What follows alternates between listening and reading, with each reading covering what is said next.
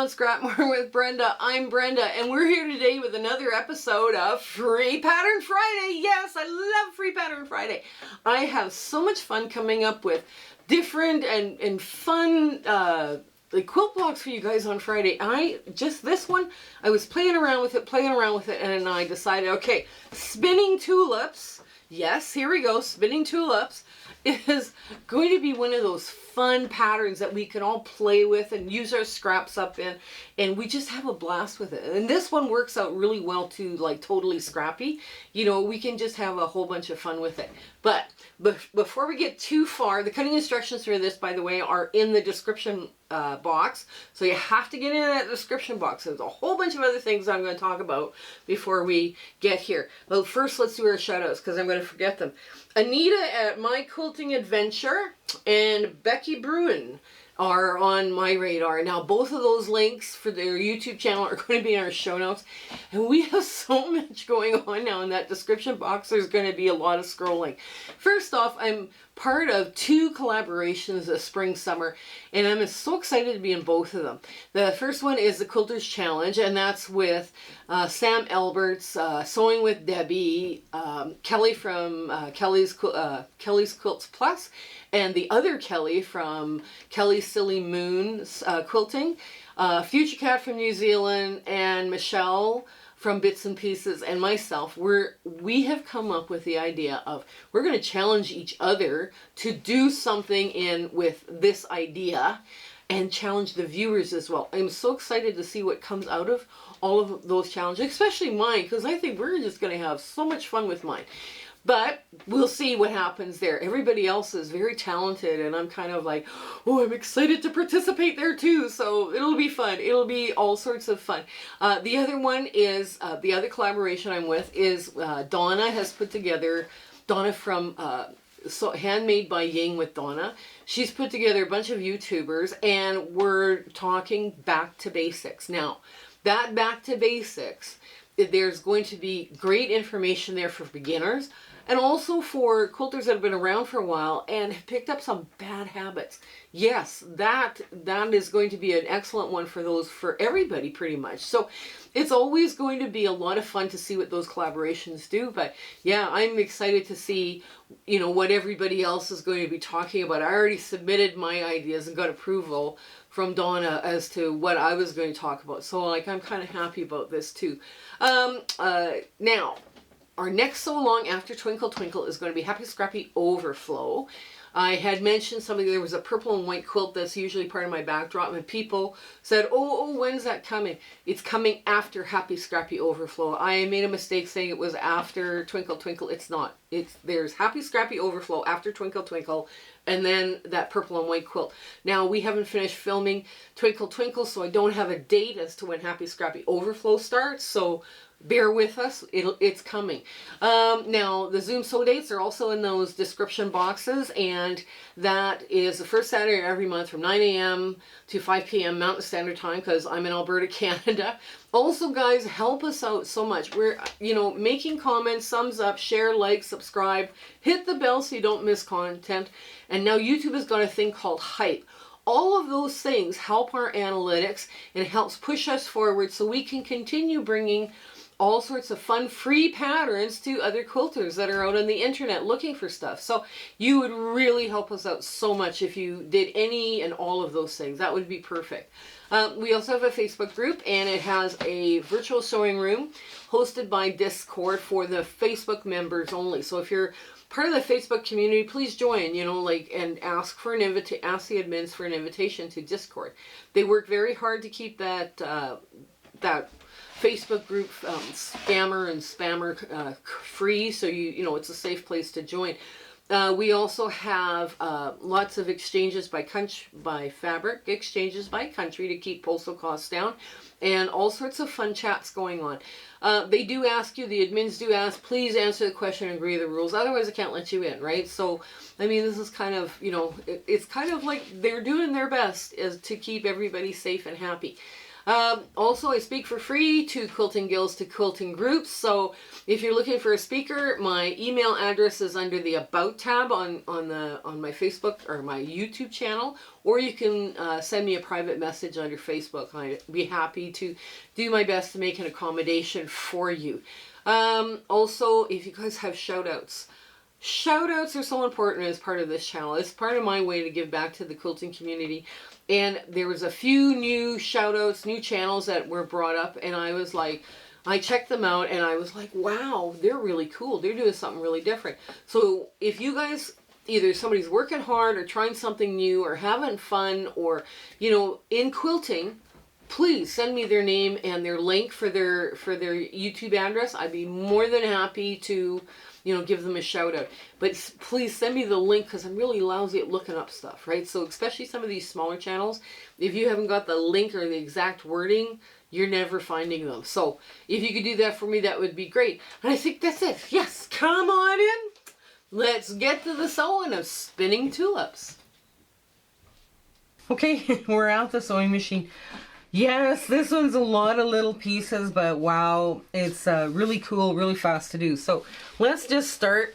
The hardest parts of these is doing our stitch and flips. And you could, I mean, you could do them by templates or whatever, but I just prefer to do them by flip and stitch method. You do end up with a little bit of, they're smaller than they need to be, but these are 2.5 inch. So I will keep the triangle that comes off of here, but yeah, it's pretty tiny indeed. So I'll just do all one color first, and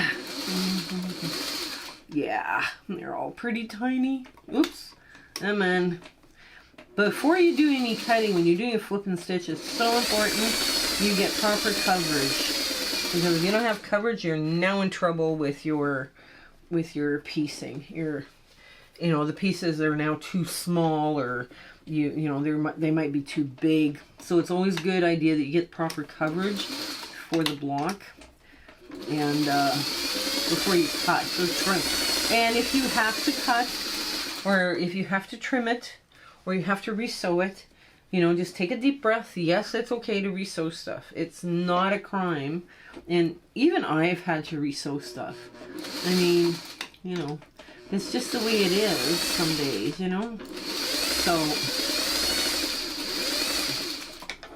also, if I were hand piecing this block, which I know some of you loathe hand piecing, and you're like, oh, please don't hand piece. You know, you would remove this seam, right? So you would hand piece this way, right? Like you'd hand piece the Y, you know, on a Y seam, because hand piecing Y seams are nothing, but we have to do it this way because it's just a little easier to sew. So we'll have lots of leader enders, you know, it'll be fine. And we're checking for coverage. Yes, we've covered it right.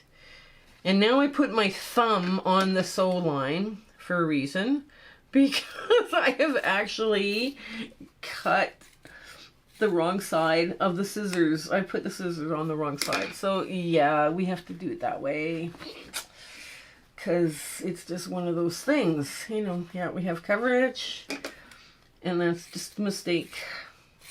A mistake one makes when one is tired. That's, you know, just the worst. The worst mistake one can make is when one is tired. So we're going to do, let's see, the next ones are here. Okay. And we're, come on, just line it up and put it down. Line it up. There you go. Put those down. Ugh. Perfect. There we go. Okay. Make sure that one has coverage. There we go. Yeah.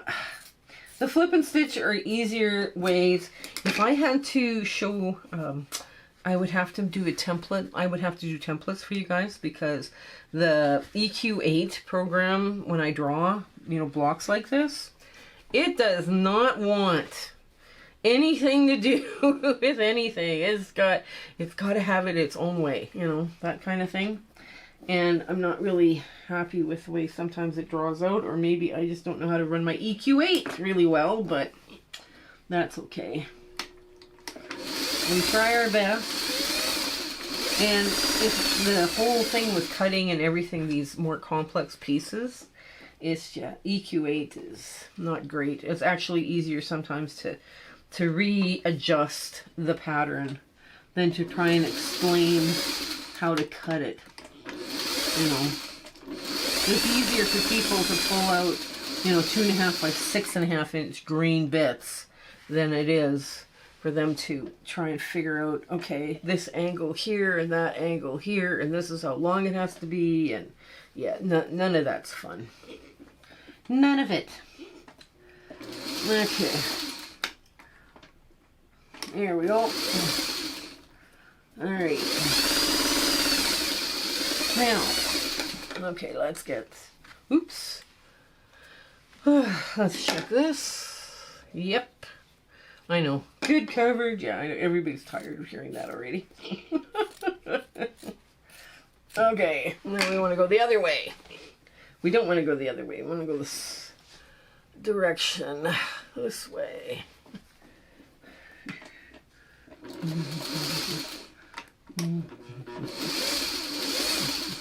With some dark green polka dot that I had in my stash since I don't know when. I am obviously hoping for spring because of all the colors I've picked to do these lessons with in the last little while. Because I'm just like, oh please let there be spring somewhere coming soon. Coming soon. We're filming this at the end of January, and the U.S. has just had, the U.S. and Canada has just had this massive storm, winter storm go through, and kind of scary for a lot of people. A lot of ice, a lot of scary roads, a lot of, all that kind of stuff. And this is why I'm thinking of spring. I pulled out the happy low volume. It's like, okay, it's time. Yeah, I've had enough spring. Okay, there, this goes just like this. Underneath, line it up. Oop, oop, oop, oop. Take your time. There we go.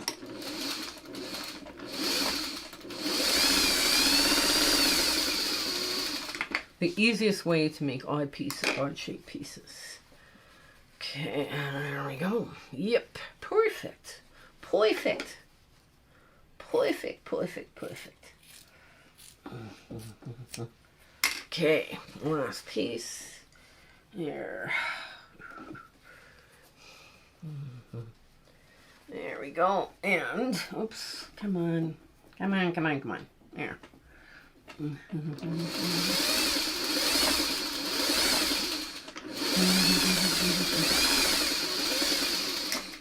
All right, there. Now we can start putting some pieces back down on the board. Okay.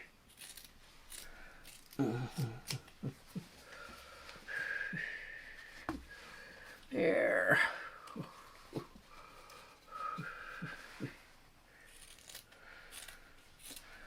And there we go. Checking, yes, checking. Yeah, I've had this green polka dot in the stash for I don't know how long. It's probably a good thing it's moving out.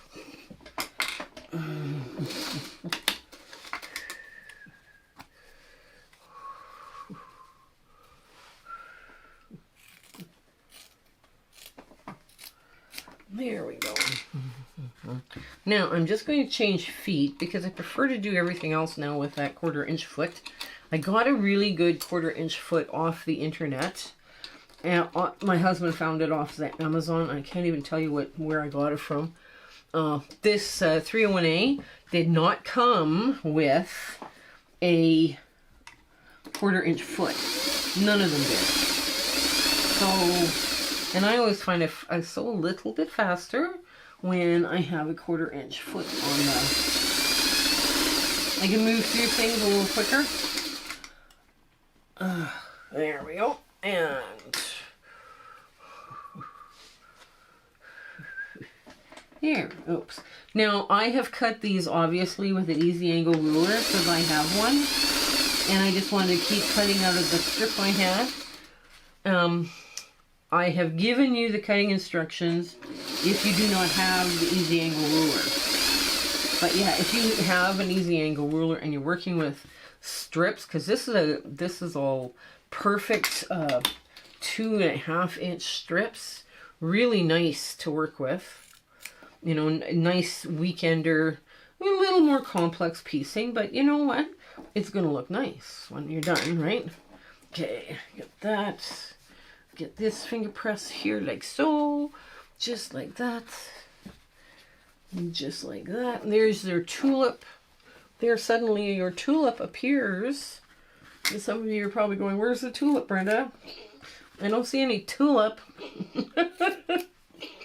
Yeah, I know.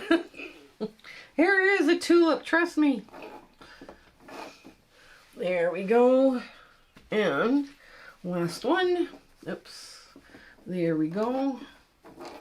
Yeah, my dear friend Marilyn gave me this pink. Isn't it cute pink? Okay, so now we're going to start putting these pieces together, right? So we have to start putting the smallest pieces together first. And I'm just going to make sure. Okay, here we go. I'm going to put these, oops, not this, okay, this, like this. There we go. Put the small stuff together first, then you can work around the block and get the bigger pieces. Basically, this block is in quadrants, right? So what you want to do is to make sure all of the quadrants get sewn together the right way. Okay, and you want to press to the dock. I think I took it out of here. Yes, I did. Okay. There. Press to the dark. Okay, and that. There, that goes there. Press to the dark. Now this pressing to the dark here, this wants to go the other way. Make sure you press it to the dark, especially if your low volume is a little on the thin side. Because sometimes colors can come through low volumes, right? So you want to make sure that you've got a good low volume. There we go. So now, in order to make this work, we could either sew, yeah, let's sew this out. Let's sew this together first, because this comes together very quick. There we go.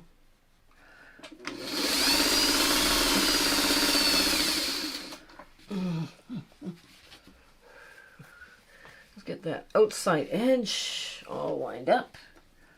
There we go. Another one. Another one bites the dust. Boom, boom, boom.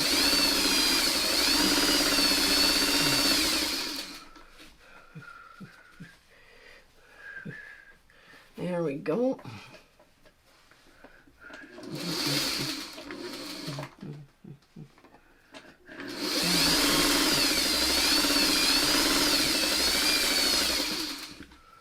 There. Now, not quite a log cabin construction, but it'll work. It'll work. Okay. Now, let me take these. Oops. Okay, get these 3 off at least. Okay, so now we want to finger press. Of course, every piece of thread is just sticking this to the path of least resistance and run this together like this. Right? And you'll see how all of that just kind of works lovely together. And you want to make sure that everything lines up, because that's important, because this is not the only piece that you're working with. Okay.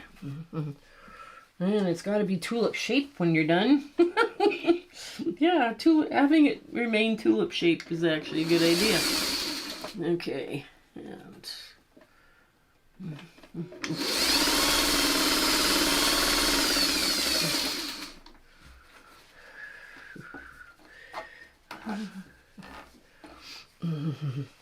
now there's an advantage of picking a busy low volume. A busy low volume hides imperfections in your sewing. Bet you didn't know that.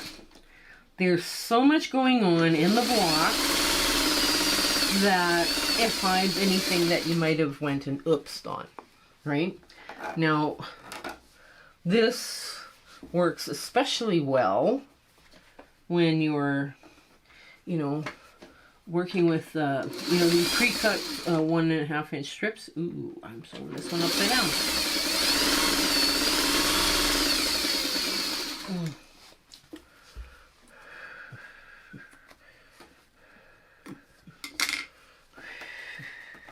So now we just want to reassemble the block again, and we're just going to push to the path of least resistance, which happens to be this way. So basically now we're pressing again to the dark, right? So now you want to do this long seam here, and you line it up, and hopefully everything will fit nice together, because you've taken the time to cut and sew it correctly. And there we go. Nice. Okay, so here we go. I'm just going to start at the very top. Oops.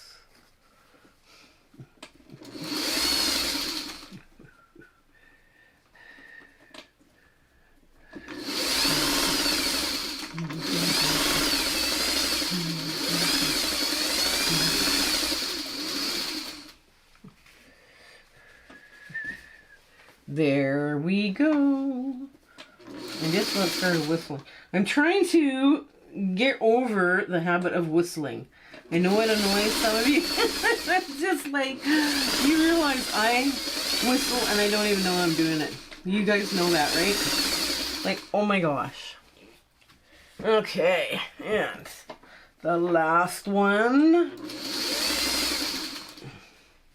Like I say, if you did this whole thing scrappy with all sorts of different colored tulips, this would look just wonderful. Have darks in the middle and medium greens on the edges, for the longer leaf shape. And your, all sorts of different colored pinks or whatever. Yeah, you could have a blast in here with this. We are just going to press again to the dark. And there we go.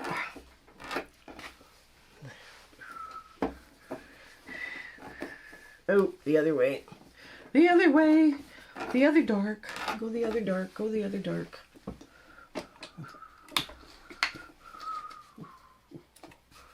There. Now, it's a 4-patch, right? Now it's just a 4-patch. And you're going to line them up just like that. And you're going to sew along this line. I'm just going to move this over just a bit. Everything is looking good. Everything is looking good. It's lining up so nice. Okay. Now, I'm going to line this up. And you've got a nesting point there that, in the middle there that you can play with. And there we go.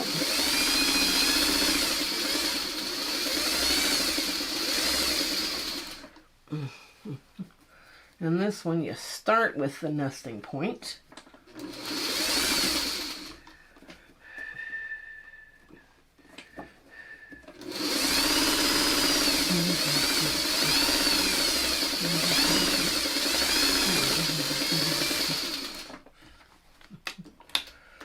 And I'm just going to run one of these through, just so we don't have to worry about so much thread.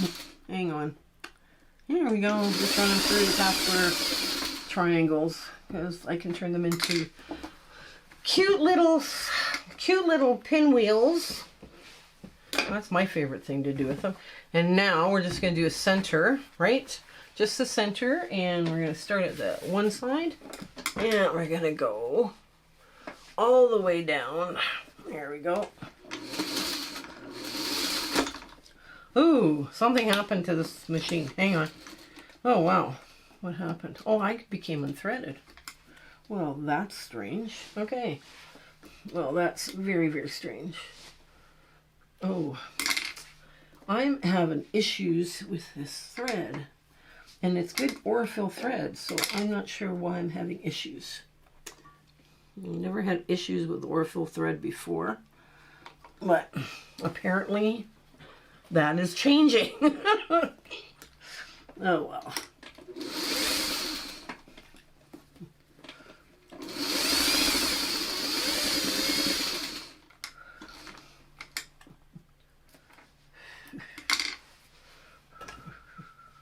Okay, here. Now let's get this, and I'm going to press it so that it spins. It all spins, all the centers spin the same way. There. Excuse me. And just like that, all the way to the end. Yes, you could have pressed your V's different directions, and that would have helped with bulk, right? That would help with the bulk in that V.